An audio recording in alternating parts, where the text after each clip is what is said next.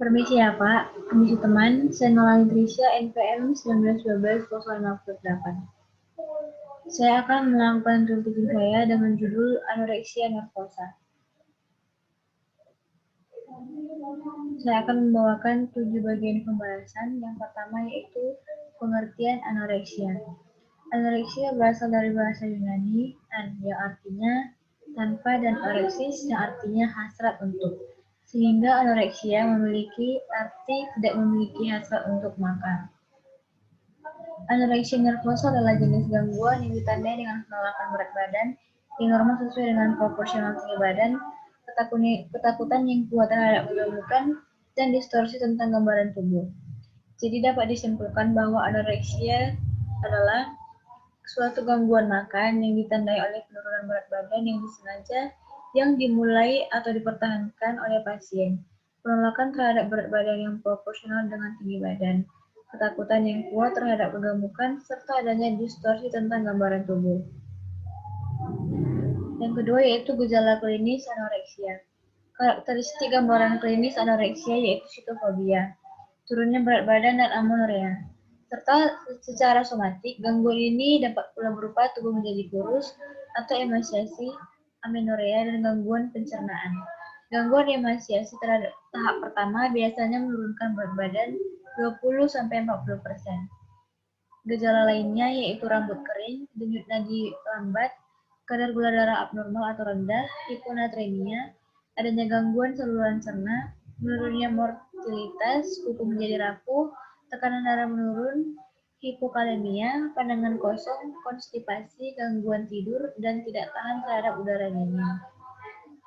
Ciri-ciri penderita anoreksia nervosa. Yang pertama, sengaja mengurangi berat badan, di mana perilaku tersebut dipertahankan oleh penderita dalam kurun waktu tertentu.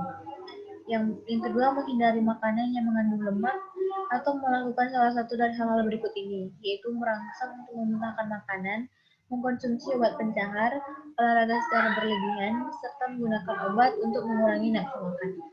Kemudian faktor-faktor penyebab anoreksia nervosa. Yang pertama, faktor biologis. Ada sejumlah bukti yang menunjukkan bahwa anoreksia nervosa itu berhubungan dengan aktivitas neurotransmitter yang abnormal di bagian otak yang mengontrol keserangan dan selera makan.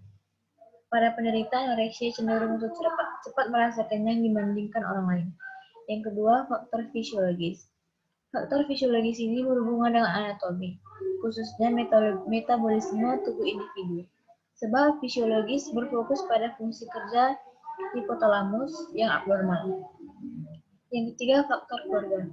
Orang tua yang terlalu memperhatikan penampilan fisik dapat secara tidak sadar memiliki kontribusi pada pengembangan gangguan makan, termasuk di dalamnya orang tua yang sering memberikan komentar dan kritikan terhadap tubuh anak mereka.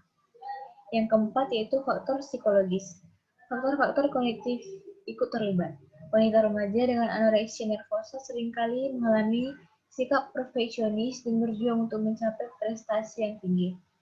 Penderita anoreksia nervosa beranggapan menjadi kurus mungkin menjadi satu-satunya prestasi yang dianggap signifikan. Faktor media. Media, terutama iklan, yang berhubungan dengan penampilan menyarankan seseorang untuk memiliki tubuh yang sama dengan image kesuksesan. Pada wanita, gambaran mengenai kebahagiaan, keberhasilan adalah menjadi menarik. Seorang yang menarik adalah seorang yang kurus. Yang keenam yaitu faktor sosiokultural. Adanya dorongan dari lingkungan masyarakat, terutama orang-orang terdekat, penderita anoreksia nervosa.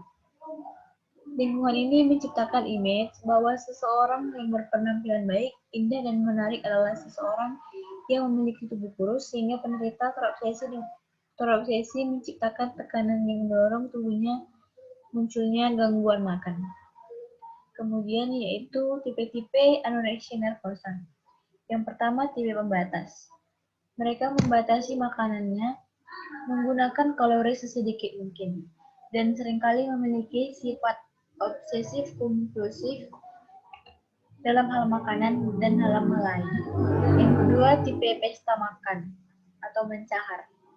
Tipe ini merupakan tipe yang secara teratur terlibat dalam pesta makan, lalu muntah, dan yang disebabkan oleh diri sendiri atau menggunakan laksatif atau diuretika.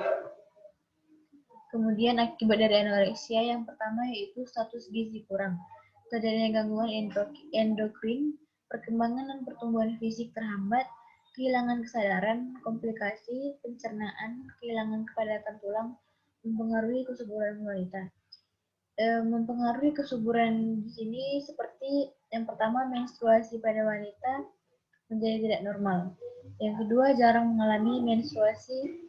Yang ketiga gagal untuk berovulasi. Yang keempat menurunnya dorongan seksual.